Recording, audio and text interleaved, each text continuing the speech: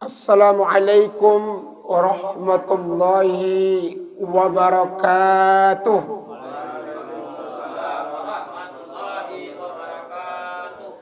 Hamdan wa syukran lillah, salatan wa salaman ala rasulillah wa ala alihi wa sahbihi wa mawalah.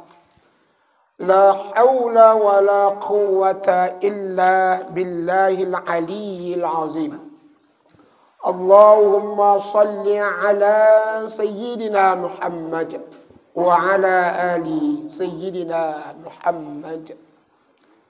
Yang saya hormati Bapak-bapak, para jamaah pengajian Babus Salam yang diridhoi oleh Allah Subhanahu wa taala. Tentunya Bapak udah lama nggak jumpa saya. Bertanya-tanya ya. Kenapa lah Ustaz kok makin cungkring badannya? Makin habis badannya. Kena gula apa Ustaz nih gitu kan? Aku beritahu nih Pak ya, supaya jangan bertanya-tanya lagi. Aku capek aku jawabnya. Iya betul. Jadi saya memang sengaja menguruskan badan. Karena memang bobot saya itu luar biasa. Lebih cepet. 105 kilo awalnya. Sosak napas kalau ceramah. Suaraku serak pun. Nah, sekarang udah gak serak lagi suaranya. Udah cas sekarang suaranya. Makin kuat pun suara sekarang ini. Ya kan? Andai kata kena diabetes udah lebih setahun. Mungkin udah tewas mungkin aku. Insya Allah sehat Pak ya. Jadi jangan kaget memang. Ini akibat jarang jumpanya. Coba aku sering diundang. Ya mudah-mudahan gak kaget. Oh memang kurus dia. Memang apa namanya ngurusi badan gitu. Dah itu informasinya. Nah tema pengajian kita pada malam hari ini adalah pentingnya membaca ayat-ayat Allah. Nah ini kita kaji nih. Membaca ayat-ayat Allah. What the meaning ayat? Ma huwa ayat? Apa itu ayat? Kan gitu. Nah, ini kok saya tanya di pengajian macam-macam jawabannya. Ayat adalah yang Allah turunkan, emang betul. Tapi pengertiannya apa pengertiannya? Ayat. Ayat itu artinya tanda kebesaran Allah. Itu ayat artinya. Tanda kebesaran Allah. Allah itu banyak sekali memulai ayatnya dengan kata-kata ayat. Memulai firmannya, wahyunya itu dimulai dengan kata-kata ayat. Contoh, dalam surah Ar-Rum. Surah Ar-Rum, kalau dulu Bapak nikah, kan nyebarkan undangan itu. Biasanya itu di kertas undangan itu ada tercantum di situ. Wa min ayatihi an khalaqalakum min anfusikum azwajan litaskunu ilaiha wa ja'ala bainakum mawaddatan wa rahmah. Inna fi dzalika la ayatil liqaumin yatafakkarun. Itu kalau kita artikan begini artinya. Wa min ayatihi, dan sebagian tanda itu dah. Dan sebagian wa min ayatihi, ayat itu, dan sebagian tanda-tanda kebesaran kami menciptakan pasangan-pasangan untukmu dari jenismu sendiri. Tahu nggak dari situ? Dan sebagian tanda-tanda kebesaran kami, kan tanda artinya kan? Tuh. Allah menciptakan pasangan-pasangan untuk kita dari jenis kita sendiri. Ini ayat sering diplesetkan ini oleh orang-orang yang anti dengan Islam. Orang-orang yang pro berumah tangga sejenis. LGBT, betul itu. Boleh kok. Nah, nikah sesama jenis ada kok ayatnya. Ini cek kan kepalanya ya. Apa ayatnya? Ya.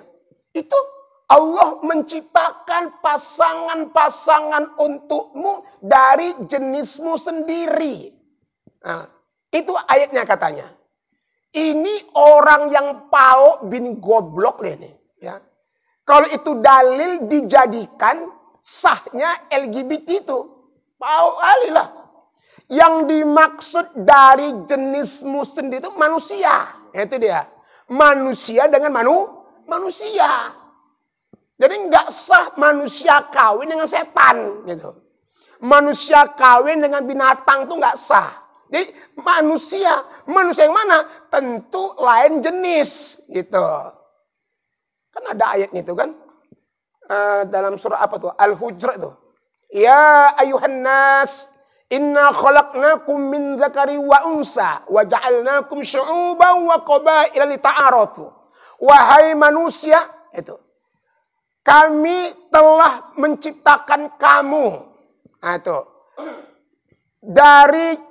Menciptakan kamu dari seorang laki-laki dan seorang perempuan. Kemudian kami jadikan kamu bersuku-suku, berbangsa-bangsa. Itu dia. Untuk apa? Lita'arafu, agar kamu saling kenal mengenal. Lagi pula lah kok ada lanang kambing lanang kawin. Opo rasoin. Ya masih diakal awak itu kadang-kadangnya. Nah, inilah namanya perusak Islam ini tuh. Jadi mereka unjuk rasa, menuntut agar disahkan nikah laki sama laki itu. Perempuan kambing perempuan. Aneh itu emang. Apa ada akal itu nggak masuk akal itu. Nah, jadi saudaraku, yang dimaksud itu apa? Allah itu menciptakan pasangan buat kita dari jenismu sendiri. Menunjuk apa? Allah Maha Kuasa. Allah Maha Besar. Apalagi? Misalnya dalam surat Ali Imran ayat 190 sampai 191. Allah bilang gini, Inna fi khalqis samawati wal ard wahtilafil laili wan nahar la ayatil liulil albab. Sesungguhnya kata Allah, pada penciptaan langit dan bumi, wahtilafil laili wan nahar, dan pergantian malam dan siang. Tengok tuh di ujung ayatnya apa? La ayat lagi. La ayatil liulil albab. Yang demikian itu terdapat tanda-tanda kebesaran Allah bagi orang yang berakal. Itu dia. Jadi saudaraku, kita udah paham lah ya. Yang namanya ayat Allah artinya apa? Tanda-tanda kebesaran Allah atau tanda-tanda kekuasaan Allah. Ini pengertian ayat. Nah, sekarang ayat itu terbagi dua. Ayat terbagi dua. Dan ini wajib kita baca. Mesti kita baca. Nah, pertama, ada ayat Allah namanya ayat-ayat qauliyah namanya. Ayat-ayat qauliyah. Apa itu? Ayat-ayat Allah berupa firman-Nya, berupa wahyunya, berupa perkataannya. Nah, itulah Al-Quran. Jadi Al-Quran itu ayat Allah yang harus kita baca gitu. Jadi saudaraku, kalau kita mengaku beriman kepada rukun iman yang 6 itu, kita disuruh beriman kepada kitab-kitab Allah. Nah, untuk menambah keimanan kepada Allah, diantaranya bacalah kitab Allah. Kalau sekarang Quran namanya. Ingat saudaraku, kitab-kitab Allah itu ada 4. Yaitu apa? Ada namanya Jabur, ada namanya Taurat, ada namanya Injil, ada namanya Al-Quran. Jabur, Taurat, Injil udah berlalu. Nah, sekarang apa? Al-Quran. Bacalah Quran itu. Tapi sayang, cumanlah orang baca Quran. Banyak orang nggak pandai baca Quran loh. Banyak orang nggak pandai baca Quran. Ustaz kok tahu? Emang Ustaz survei? Yang saya survei gitu. Kan saya guru SMA gitu. Jadi siswa tuh sering saya tes itu. Kan pelajaran agama, nanti ada pelajaran membaca Quran. Baca. Cuman Ustaz, ya dibaca. Artinya aja, baca ayatnya, aku bilang. Disuruh baca Quran macam orang minum obat. Nggak bisa bacanya. Nanti satu kelas tuh ada 30 orang misalnya. Yang bisa baca itu, yang lain, ini yang bisa baca ya. Gak usah tanya tajwidnya, amburadul lah tajwidnya. Yang bisa baca aja gitu. Yang dia hurufnya itu kenal. Itu aja bisa dihitung dengan jari. Ada 30 orang siswanya per kelas. Itu paling jago 5 orang yang bisa baca lancar. Itu baru perkara membaca. Jangan tanya tajwidnya, hancur. Makanya sedih awalnya, saudaraku. Makanya begini. Rasul nyuruh gini. Bacalah Al-Quran itu. Niscaya kelak pada hari kiamat. Quran itu kan datang menjumpai kita. Dan akan memberi syafaat kepada kita. Ini gimana mendapat syafaat? Jujur apa? Adakah Quran itu Pak? Kita baca per harinya. Nggak usah 1 juz lah. Kayaknya berat kayaknya. Satu lembar lah. Ada nggak dibaca tiap hari? 1 lembar. Kayaknya berat. Jadi kalau Bapak baca 1 hari 1 lembar, paten. Sip. Nah, dulu ada program namanya 1 hari 1 juz. One day, 1 juz. 1 hari 1 juz. Ustaz, nggak bisa lah Ustaz. 1 hari 1 juz, nggak sempat aku Ustaz. Nggak sempat, aku repot Ustaz. Oke lah. Kalau Bapak nggak sempat one day 1 juz, 1 hari 1 juz, maka bacalah one day 1 surah. 1 hari 1 surat. Ustaz, kata Ustaz 1 hari 1 surat. Harus yang panjang. Surah apa? Surah Al-Baqarah Ustaz. Itu Al-Baqarah Ustaz, Ustaz. 2,5 juz tuh Ustaz. Nah, jumlah ayatnya 286 ayat. Bebusa muncung Ustaz. Udahlah. Kalau nggak mau baca one day 1 surah, udahlah gitu aja. One day 1 ayat. Nah, itu. 1 hari 1 ayat. Ustaznya apa pula Ustaz? Itu Ustaz. Surah terakhir, surah Al-Baqarah itu panjang tuh Ustaz. Ada 1 halaman Ustaz. Jadi maksudmu yang kayak mana? Oke lah. Kalau one day 1 ayat nggak bisa juga. One day 1 huruf. Payah kalian. 1 hari 1 huruf. Nah, ada. Nun. Shadaqallahul azim. Tapi bedangki kali. Jadi saudaraku, baca Al-Quran. Gini, Quran itu kan kalamullah, perkataan Allah. Ketika kita membaca Quran, berarti kita secara nggak langsung ngomong-ngomong sama Allah.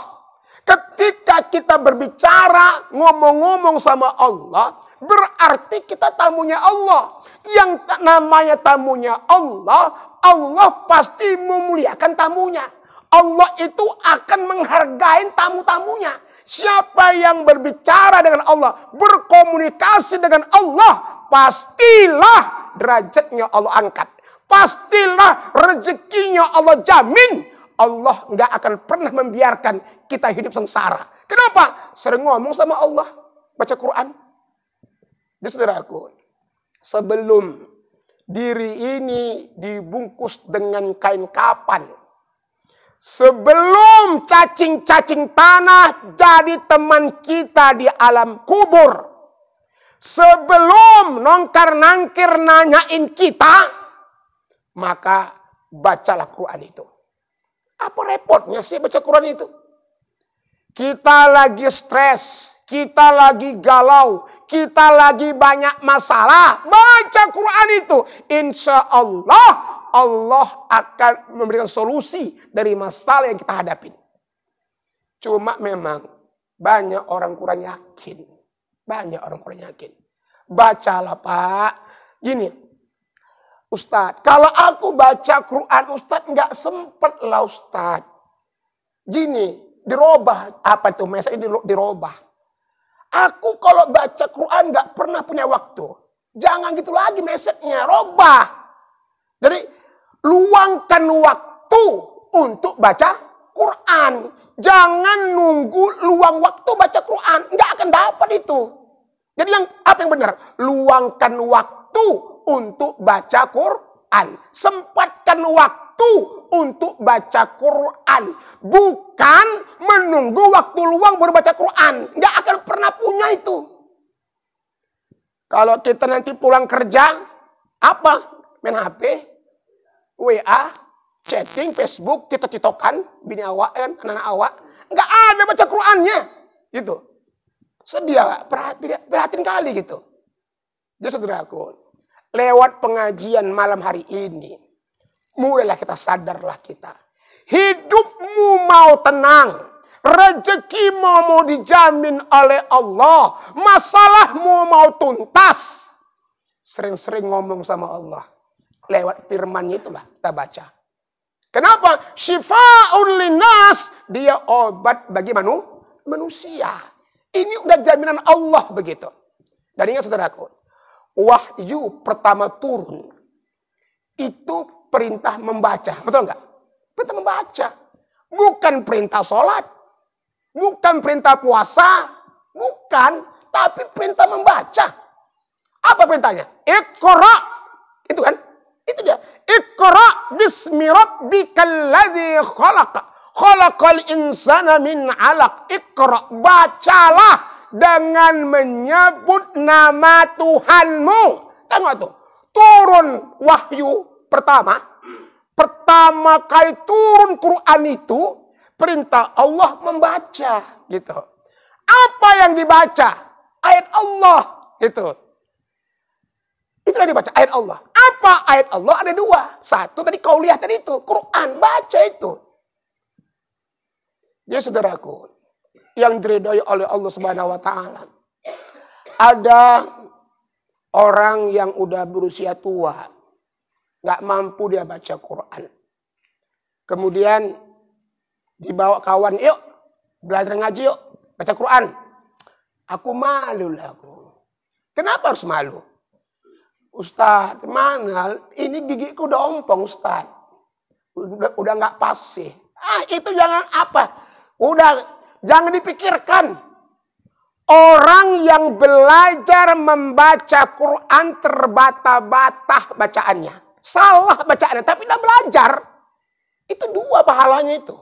Pertama apa? Pahala membaca. Kedua, pahala belajar. Makin banyak pahalanya. Belajarlah. Kalau Bapak sesekali mau studi banding lah ke rumah saya. Saya di rumah itu buka pengajian ibu-ibu Miftahul Jannah. Namanya Miftahul Jannah namanya. Itu di Gang Amal dalam masjid tuh. Kampung Manggis. Hari Sabtu tuh. Setiap Sabtu dimulai jam 2 sampai asar.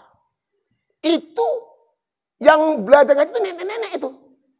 Ada yang usia 80 tahun. Ada usia 70-an tahun. Pokoknya yang usia 40 tahun nggak ada. 50 tahun ke atas gitu. Waduh. Macam-macam lah. Nama udah tua juga ya kan. Jadi gini. Coba Nek baca nih Nek. Yang mana Ustaz Jamal? Yang inilah. Kayak mana? Coba contohkan neneknya. Oke, aku contohkan Nek. Aku baca begini. Ya Bani Israel. Baca Nek. Ya Bini Siroil. Kok ya bini pula lah. Nek bukan ya bini, ya bani bilang. Ya Bini Siroil. Antak pula Nek. Yang penting mau belajar ya kan. Itu besar pahalanya. Emang salah tapi dia belajar. Dua pahalanya. Ada lagi yang orang apa? Orang Banjar. Bapak tuh suku Banjar kan? Itu kalau ngomong tuh apa namanya? Banyak di ujung-ujungnya huruf ke itu. Huruf ke, huruf k. Nah, baca ini Bu. Yang mana? Wadduha baca dong. Ku contohkan wadduha. Apa nih? Wadduha. Kan huruf ke dia. Wadduha dia bilang. Wadduha. Enggak pakai ha. Wallaili idza saja.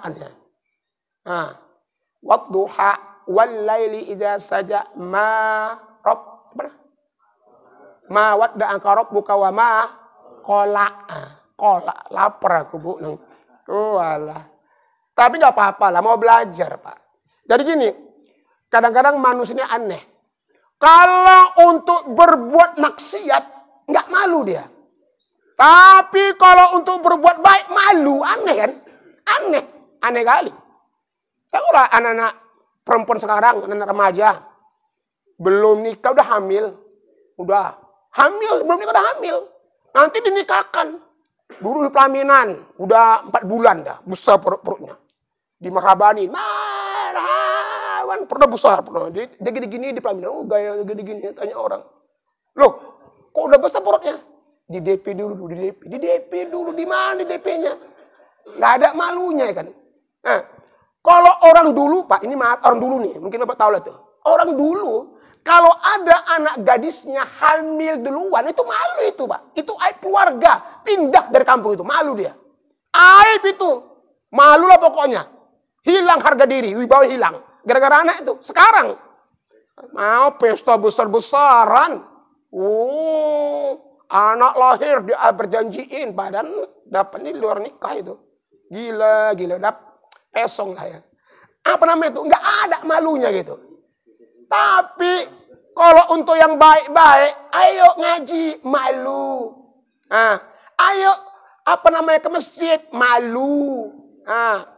Kau kalau ke masjid pakai lobek, malu. Pakai jubah, malu. Sementara orang yang agama lain itu nggak malu mereka, bangga mereka menunjukkan identitasnya, agama mereka, ya kan? Nggak malu mereka, bangga. Kita malu banyak itu, saudaraku, yang diridhoi oleh Allah Subhanahu Wa Taala. Marilah kita baca Quran. Kenapa? Karena Quran yang kita baca ini menjadi salah satu pertanyaan malaikat nungkan nangkir. Apa pertanyaannya? Kan ini pertanyaan kan? Marrabbuka, siapa Tuhan? Tuhanmu. Man nabiyuka, siapa nabimu? Man imamuka, siapa imammu? Ditanya itu, siapa imammu? Apa jawaban kita? Tanya, man imamuka, siapa imammu? Imamku Ustadz Ashab. Kena tempeleng pakannya. Ashab. Pijak siapa imammu? Ustadz Narwan Jamal. Ditekek ngapa lah? Imam kita Quran. Quran imam kita. Jadi kalau Quran itu nggak kita baca, apa iya kita mampu menjawabnya? Jadi imam kita Al-Quran. Apa artinya? Kita ini hidup nur Al-Quran. Kita ini harus menjadikan Quran itu panutan. Quran itu sebagai pemimpin kita gitu.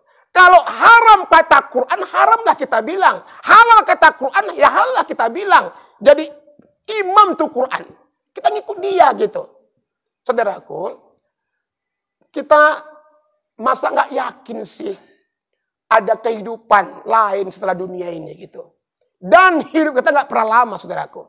Jadi belum terlambat kita untuk kita mempelajari Al-Quran itu. Terutama membacanya lah begitu. Ini satu. Jadi ayat Allah yang pertama adalah ayat qauliyah. Yang kedua, ayat Allah bernama kauniyah. Tadi qauliyah, ini kauniyah. Itu. Apa ayat kauniyah itu? Ayat kauniyah adalah ayat Allah berupa ciptaannya. Berupa ciptaannya. Apa ciptaannya? Alam jagat raya ini. Allah itu disebut Khalik. Apa itu Khalik? Pencipta. Yang Allah ciptakan namanya makhluk. Kita makhluk ini. Nah, Allah Khalik, pencipta. Pokoknya apa yang Allah ciptakan itu merupakan tanda-tanda kebesaran Allah. Tanda adanya Allah melalui apa? Ciptaannya. Itu namanya ayat kauniyah gitu. Apa contohnya? Yang tadi, ayat yang tadi ku baca. Inna fi khalqis samawati wal ard wa ikhtilafil laili wan nahar la ayatin liulil albab. Sesungguhnya kata Allah, pada penciptaan langit dan bumi, waqtilafil laili wan nahar, dan pergantian malam dan siang, la ayatin liulil albab, Yang demikian itu terdapat tanda-tanda kekuasaan Allah bagi orang yang berakal. Tahu gak? Allah ciptakan langit dan bumi. Langit itu ayat Allah. Nah, di atas langit itu ada bulan, ada bintang, ada matahari, ada planet-planet Allah. Yang semua itu beredar sesuai dengan edarnya masing-masing. Siapakah yang mampu membuat itu?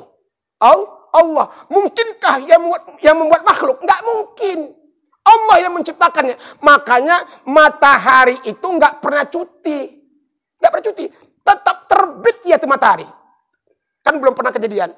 Kepada ibu-ibu se-Indonesia, mulai minggu depan matahari nggak terbit.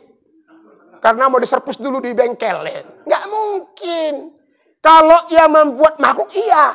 Rusak mungkin kan? Allah yang buat nggak mungkin rusak. Kalau rusak matahari, kiamat dunia ini. Kiamat selesai dunia ini. Gitu. Nggak pernah capek, nggak pernah ngeluh. Disiplin tuh matahari terbitnya. Siapa yang menciptakan itu? Allah. Maka ketika kita lihat matahari apa? Subhanallah. Masya engkau, wahai Allah ya Rabb. Luar biasa itu. Nah, yang akhir lagi apa? Matahari, bulan, bintang nggak pernah bertabrakan. Tahu kapan terbitnya? Bulan terbitnya malam hari. Tahu dia. Nggak mungkin bulan terbitnya jam 12 siang. Nggak mungkin. Kenapa? Udah mengatur. Siapa? Allah yang mengatur itu. Makanya di dalam ayat ini, di sambungannya itu apa? Tadi kan ayat 90-nya kan 190. Di ayat 191-nya apa kata Allah? Alladzina yazkuruna Allah qiyaman wa qu'udan wa ala junubihim wa yatafakkaruna fi khalqis samawati wal ard Rabbana ma khalaqta hadza batila subhanaka fakina azaban nar. Ketika orang beriman melihat langit, melihat bumi, melihat lautan, melihat gunung-gunung, apa katanya? Mereka itu menyebut-nyebut nama Allah, berzikir. Alladzina yazkuruna Allah. Mereka menyebut-nyebut nama Allah. Baik dalam keadaan berdiri, duduk, dan berbaring. Seraya mereka berkata, Rabbana ma khalaqta hadza batila. Ya Tuhan kami, tidak ada yang sia-sia Engkau ciptakan, wahai Allah. Mereka memuji Allah. Subhana. Masya engkau ya Allah. Enggak ada yang sia-sia Engkau ciptakan, wahai Allah ya Rabb. Nah, maka tadi di penghujung ayat 190 tadi, la ayatil ulil albab, ketika mereka melihat ciptaan Allah berupa alam semesta ini, mereka itu akan bertambahlah keimanannya dan mereka itu orang-orang yang berakal. Maka gini, agama itu untuk orang yang berakal, agama itu. Orang yang nggak berakal nggak beragama. Betul. Pokoknya orang gila itu nggak ada agama, itu orang gila itu. Makanya Pak, saya kadang-kadang kalau yang orang gila Pak, iri aku. Orang gila itu Pak. Iri aku. Kenapa iri? Cobalah Bapak perhatian Pak, orang gila itu Pak. Kemana-mana, jalan kaki, nggak pakai sendal, nggak kena paku dia. Aman, nggak kena duri, nggak kena paku. Sehat dia. Makannya pun sembarang makannya. Makannya kadang-kadang nasi-nasi sisa itu di lubang sampah dimakannya. Nggak kena lambung dia. Nggak sakit perutnya apa ya. Tidur kadang-kadang di teras, di trotoar. Nggak masuk angin. Awak. Tidur pakai AC. Pakai tilam yang empuk. Oh, masuk angin. Gembung perut. Ya kan. Orang gila itu ya. Jadi kalau Bapak mau saya gila. Mau gila Pak. Yang luar biasa, lagi begini Pak, yang luar biasa Pak gini. Orang gila tuh Pak, kalau mati masuk surga itu Pak. Orang gila, kalau mati masuk surga. Mereka nggak sholat, mereka nggak puasa, mereka nggak haji, malah berbuat dosa. Nah, mereka mencuri, enak. Mereka kalau mati masuk surga, gitu. Coba tengok-tengok gilanya. Kapan gilanya, gitu kan? Pertama, kalau pura-pura gila ya masuk neraka, pura-pura gila, ya kan? Satu, yang kedua, gilanya udah tua. Gilanya. Nah, pada waktu umur, katakan dari 0 sampai 40 tahun belum gila dia. Begitu umur 41 gila. Kenapa? Selingkuh bininya. Gila dia. Atau diusir sama bininya. Stres dia kan, gila dia. Jadi dihitung dosanya dari akhir balik sampai 40 tahun gitu. Masuk neraka juga dia. Makanya gini, kalau gila jangan tanggung-tanggung dari bayi kalau mau gila. Nah, jadi surga itu Pak. Mau dia Islamkah, mau dia nggak Islamkah, yang penting gila. Nah, itu. Masuk surga dia gitu. Jadi Bapak jangan nyesel. Kalau gitu gila aku. Ya saudaraku. Nah, orang yang melihat ciptaan Allah berupa alam semesta ini akan bertambah keimanan. Dan dia akan berzikir. Dan dia akan berkata, nggak ada yang sia-sia Allah ciptakan. Apa pula Ustadz nggak sia-sia Ustadz? Ustadz aja ngomong. Ada yang sia-sia apa itu? Nyamuk Ustadz. Siapa bilang nyamuk sia-sia? Iya Ustadz sia-sia Ustadz. Kok gitu? Oh, nenekku meninggal Ustadz kena demam berdarah Ustadz. Itu gara-gara nyamuk tuh Ustadz ya. Makanya dipoging Ustadz kan, disemprot, nah, diasap supaya hilang nyamuk tuh. Siapa bilang? Pakai otak tuh kawan gitu. Nyamuk kau anggap itu sia-sia Allah ciptakan. Siapa bilang? Begini. Gara-gara Allah ciptakan nyamuk, maka timbullah penelitian-penelitian. Sehingga ada orang profesor jadi profesor gara-gara ada nyamuk. Namanya profesor nyamuk namanya. Nah, ada penelitian, ada profesornya, maka dibuatlah anti nyamuk. Ada namanya baygon, ada namanya autan, ada namanya 3 roda, ada namanya hit, dan sebagainya. Banyaklah nama obat nyamuk itu. Nah, dibuatlah obat nyamuk itu, maka berdirilah pabrik-pabriknya nyamuk. Nah itu. Pabrik nyamuk berapa banyak sedunia ini. Nah, berdiri pabrik nyamuk, maka menyeraplah tenaga kerja. Berapa orang? Ratusan juta, bahkan miliaran kalau dia dunia. Sekupnya dunia. Kalau Indonesia, ribuan tenaga kerja di pabrik anti nyamuk. Kalau kita protes, apa-apaan Allah ciptakan nyamuk. Buat penyakit aja nyamuk ini. Oke, Allah murka. Oke lah. Kalau kau bilang nyamuk yang kuciptakan gak ada manfaatnya. Oke, ku matikan semua nyamuk sedunia ini. Nggak ada lagi nyamuk. Maka tutuplah pabrik anti nyamuk. Ketika tutup pabrik anti nyamuk, apa terjadi? Terjadi pengangguran besar-besaran. PHK. Banyak pengangguran, begal makin banyak. Pencuri makin banyak. Ya kan? Jadi itu baru satu makhluk nyamuk. Nah itu dia. Ustadz, ada lagi Ustadz yang nggak bermanfaat. Apa tuh? Babi Ustadz. Babi. Apa tuh? Babi. Haram Ustadz, babi itu Ustadz. Bagi umat Islam. Betul haram. Ada juga profesor jadi profesor gara-gara babi. Bukan profesor babi. Maksudnya, dia mengadakan penelitian. Gini, kenapalah babi itu haram? Ini kan kenapalah babi itu haram bagi umat Islam? Di antaranya apa? Diteliti. Nah, sehingga jadi profesor. Apa yang diteliti? Ternyata babi itu banyak bakterinya. Di antara apa? Dia mengandung cacing pita. Kalau dimakan itu bahaya. Nah, maka babi diteliti. Ada cacing pitanya. Jangan dikonsumsi. Kan begitu kan? Ya, profesor. Bukan babi ya. Profesor karena dia meneliti babi gitu. Timbul apa-apa begitu. Banyak itu. Ular Ustaz. Ular Ustaz. Ada ular kobra, ular sendok Ustaz. Itu kan mematikan Ustaz. Gara-gara ada ular, maka ada pawang ular. Nah, kalau dimati semua orang kan bahaya itu kan. Makanya nggak ada yang sia-sia gitu. Kalau kita mau berpikir, melihat ciptaan Allah, pasti bertambah iman kita. Pasti bertambah iman kita. Itu kalau akal dipakai. Begitu, saudaraku. Tengoklah tuh lautan. Masya Allah. Laut itu airnya asin. Ada sungai, airnya tawar. Yang lebih aneh lagi, ikan di laut sama ikan di sungai, beda jenis ikannya. Di laut ada ikan gembung kuring, ya kan? Nah, di sungai ada sepat siam, ada lele sungai itu. Kan belum pernah Pak Sahab mancing di sungai, dapat gembung kuring, nggak mungkin? Pernah? Mana mungkin? Tanya orang, Ustadz, kita apa? Gembung kuring, di mana? Mancing di sungai itu. Sungai mana? Sungai Pagili itu. Malah, bohong lah. Iya, mancing supaya gelit di tempat toko ikan itu gitu. Kadang-kadang mancing banyak bongak-bongak juga dia. Pergi ke laut mancing kan supaya enggak dimarahi bini, beli ikan dia. Ini ya hasil mancing suami kau ini, pernah beli dia tuh.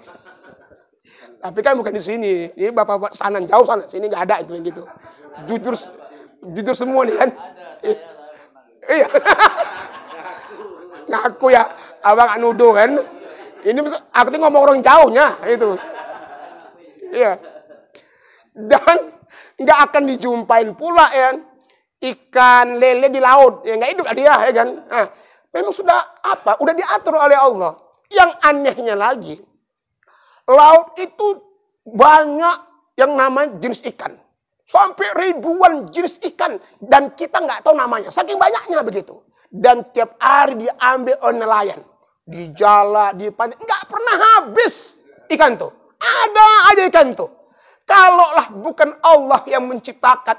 Entek itu. Habis semua tuh. Maunya timbul. Makanya kalau kita pergi ke pemandangan, ke tempat wisata. Maka kalau kita berwisata itu jadikan tadabbur alam. Apa namanya? Ya Allah, betapa indahnya ciptaan Engkau ini ya Allah. Tolong ya Allah, tambahkan iman hamba wahai Allah ya Rabb. Begitu, tengok Danau Toba itu, Masya Allah. Dikelilingi bukit. Nah, kemudian pohon-pohon yang sangat indah. Daerah letusan gunung, itu Danau Toba itu danau terbesar itu Pak. Di Asia Tenggara itu Pak. Nah, kalau kita pergi ke Danau Toba, berapa kilometer sampai Bali bisa nampak itu Danau Toba itu. Nah, siapa yang menciptakan itu gitu? Allah yang menciptakan semuanya.